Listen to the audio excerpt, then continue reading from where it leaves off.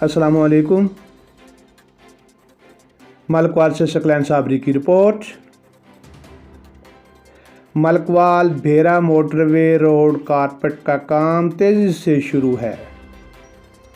पाकिस्तान तहरीक इंसाफ के हर दिल अजीज़ रहनुमा वसीम अफजल चंद साहब का MPA ज़िला मंडी बहाउद्दीन ने मीडिया बयान में बताया, चंद माह में ही ज़ेरे तकमील अहम रोड मलकवाल भेरा मोटरवे का काम मुकम्मल हो जाएगा, जिसकी वजह से इलाका भर के अवाम को बरवक़्त सफरी सहूलत मुयस्सर आ जाएगी।